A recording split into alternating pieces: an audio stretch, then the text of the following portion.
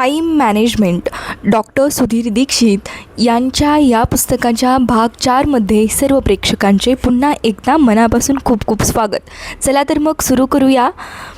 वेळाच्या सर्वश्रेष्ठ सिद्धांताचा 12वा सिद्धांत, आपली कार्यक्षमता वाढवा. कौशल्य हे एखाद्या बॉक्समध्ये वस्तू पॅक करण्यासारखे असते.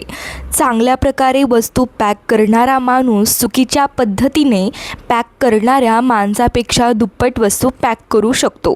Richard Cecil. जर तुम्हाला टायपिंग येत नसेल तर एक काम करा, तो काळ आठवा जेव्हा तुम्ही टायपिंगला सुरुवात केली होती.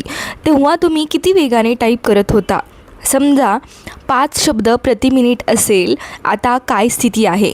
30 मिनिटे प्रति मिनिट. जमीन अस्मानचा फरक असे का? कारण तुम्ही टायपिंग शिकलात, त्याचा सतत सराव केलात, शॉर्टकट कीजचा वापर शिकलात. या सगळ्याचा परिणाम तुमचा टायपिंगचा वेग वाढण्यास झाला. वेळाच्या क्षेत्रातही तुम्हाला तेच करायचे आहे. इथेही तुम्हाला तुमचे कार्यक्षमता वाढवायची आहे, जेणेकरून तुम्ही तेवढ्याच वेळात दुप्पट काम करू शकाल.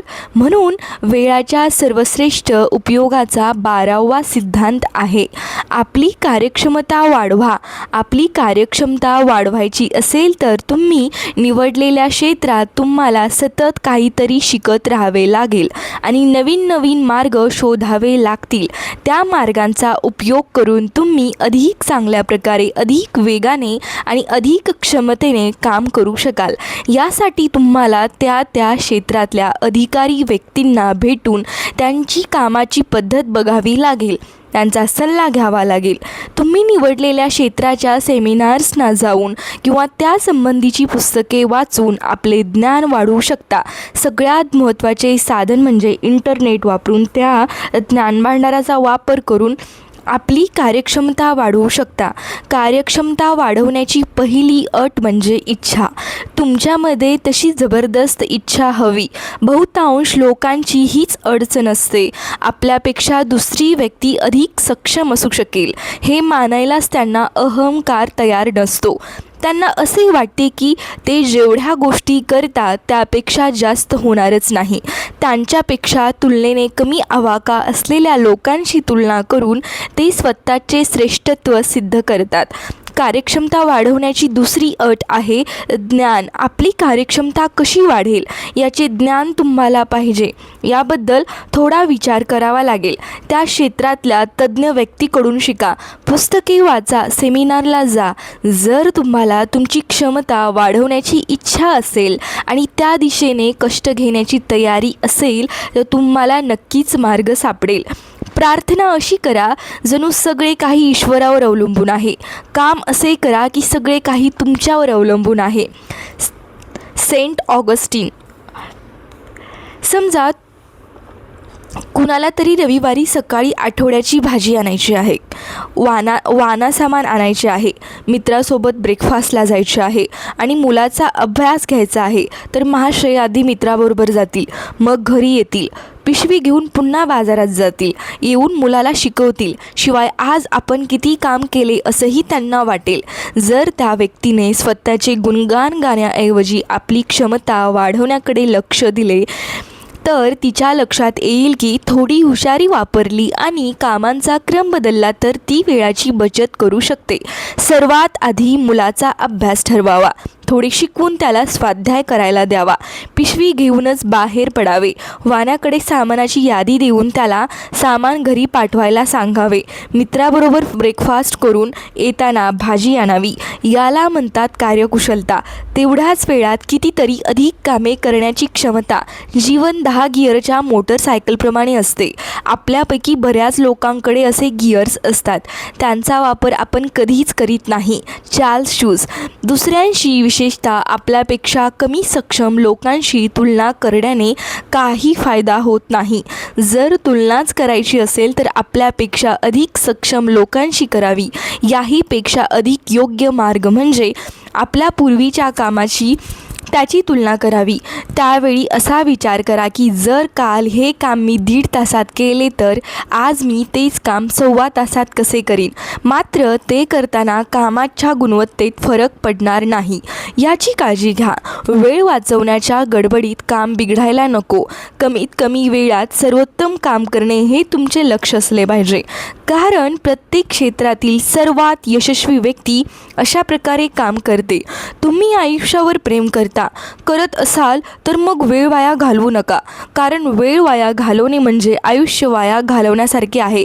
Benjamin Franklin.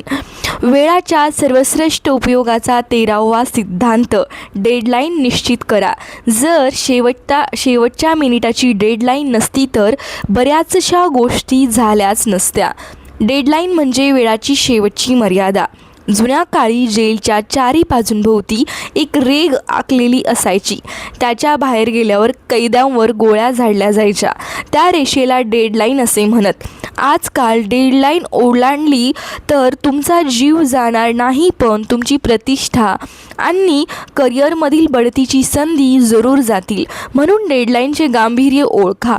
जर तुम्हाला दुसऱ्या कुणाची डेडलाईन पाळायची नसेल तर स्वतःच्या कामाची डेडलाईन ठरवणे फारच चांगले.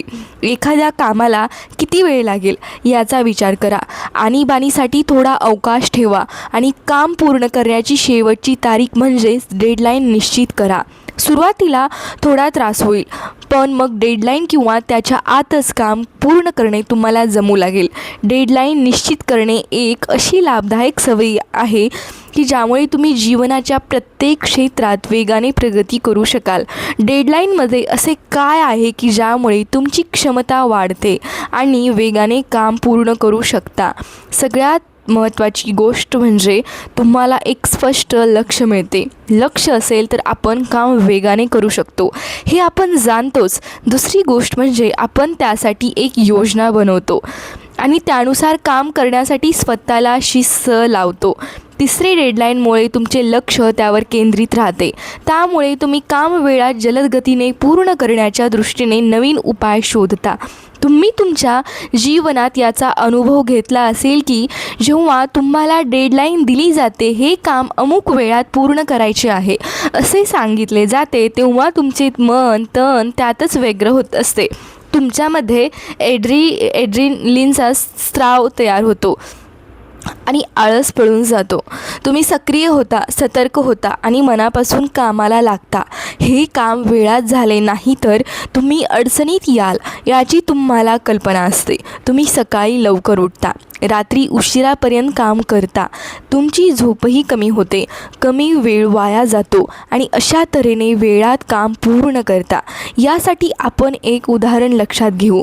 असे धरून चला की सामान्यपणे तुम्ही 6 मिनिटात 1 किलोमीटर अंतर धावता, पण एखादा भयानक कुत्रा तुमच्या पाठीमागे लागला तर तुम्ही किती वेगाने पळाल. साहजिकच तुम्ही 6 मिनिटांपेक्षा कमी वेळात 1 किलोमीटर अंतर पार कराल, कारण तुमच्या मागे तो भयानक कुत्रा लागलाय. डेडलाईनचा असाच पाठीमागे लागलेला वाघ आहे समजा, जो तुमच्याकडे वेगाने काम करून घेतो. माणूस जे युद्ध स्वतःशी लढत असतो तेच सर्व मौल्यवान असते. Robert browning. म्हणूनच वेळाच्या सर्वश्रेष्ठ उपयोगाचा 13वा सिद्धांत आहे डेडलाईन निश्चित करा. माझा एक मित्र पुस्तके संपादन करतो. त्याला डेडलाईन न घालता पुस्तक संपादित करायला दिले तर तो 1.5 महिन्यात पूर्ण करतो. मात्र त्याला 7 दिवसांची डेडलाईन दिली तर तेच काम 10 दिवसात करतो. यावरून असे सिद्ध होते की क्षमता महत्त्वपूर्ण नाही तर डेडलाईन महत्त्वाची आहे. तुमच्यामध्ये 10 दिवसात काम पूर्ण करण्याची क्षमता आहे, पण त्याला डेडलाईन नसल्यामुळे तेच काम तो 1.5 महिन्यात पूर्ण करतो. तेव्हा काम लवकर करणे हा क्षमतेचा विषय नसून तो समर्पण आणि कामाप्रती असणाऱ्या निष्ठेचा आहे. विमा कंपन्या डेडलाईनचा उपयोग करण्यात तरबेज असतात. त्या अशी जाहिरात देतात, अमुक एक विमा योजना 1 महिन्यात बंद होत आहे. जर तुम्हाला त्याचा लाभ घ्यायचा असेल तर तात्काळ पॉलिसी घ्या. कार कंपन्याही अशाच डेडलाईनचा वापर करून जाहिराती देतात. अमुक तारखेपासून किमती वाढत आहेत, आता कार घ्या म्हणजे फायदा होईल. ग्राहक आपला फायदा व्हावा म्हणून विमा पॉलिसी किंवा कार खरेदी करतात. अशा तऱ्हेने डेडलाईन ही फक्त कामासाठीच नाही तर वस्तू विकण्याच्या कामी येणारी अनोखी चाल आहे. जेव्हा ग्राहकाला सांगितले जाते की अमुक तारीख डेडलाईन आहे, तेव्हा त्याला त्या तारखेच्या आत निर्णय घेणे भाग पडते. नाहीतर ग्राहकाला निर्णय घ्यायला लावणे किती अवघड असते ते आपण जाणतोच. डेडलाईन दिली नाही तर तो जन्मभर निर्णय घेणार नाही. जी व्यक्ती आपल्या अर्ध्या तासाचाही विनियोग चांगल्या प्रकारे करू शकत नसेल त्याला अमर होण्याचा काय फायदा. Ralph Waldo Emerson. काही लोकांना वाटते की डेडलाईनमुळे कामाच्या गुणवत्तेवर वाईट परिणाम होतो. त्यांचे मत काही प्रमाणात बरोबर आहे. जर काम अगदी शेवटच्या मिनिटाला सुरू केले तर गुणवत्तेवर परिणाम होण्याची शक्यता आहे. याउलट डेडलाईन नजरेसमोर ठेवून नियोजनबद्ध पद्धतीने काम केले तर गुणवत्तेवर काही परिणाम होण्याची शक्यता नाही. समजा एक विक्रेता 100 या विक्रीसाठी 1 महिन्याची डेडलाईन ठरवतो. जर 25 दिवस वाया गेल्यावर तो जागा झाला आणि काम करत सुटला तर त्याला रोज 20 विक्री कराव्या लागतील, ते जे अतिशय अवघड आहे. याउलट जर तो पहिल्या दिवसापासून कामाला लागेल तर तो केवळ रोज 3-4 विक्रीत उद्दिष्ट पूर्ण करू शकेल. ज्याला सर्वात जास्त माहिती असते तो वेळाच्या वाया जाण्याने सर्वात जास्त दुःखी होतो. डांटे. तर डेडलाईनचे महत्त्व ओळखा आणि त्याचा उपयोग करून आपली क्षमता वाढवा. वेळाचा हिशोबही पैशाप्रमाणे असतो. आपल्याकडे तो जितका कमी असतो त्या प्रमाणात आपण त्याचा विचार काटकसरीने करतो. याच्यानंतर वेळाच्या सर्वोत्तम उपयोगाचा 14व्या सिद्धांताला आपण सुरुवात करणार आहे. त्या 14व्या सिद्धांताला आपण भाग 5 मध्ये सुरुवात करणार आहे. चॅनलला लाईक, सबस्क्राईब आणि शेअर करण्यासाठी विसरू नका. तोपर्यंत बाय.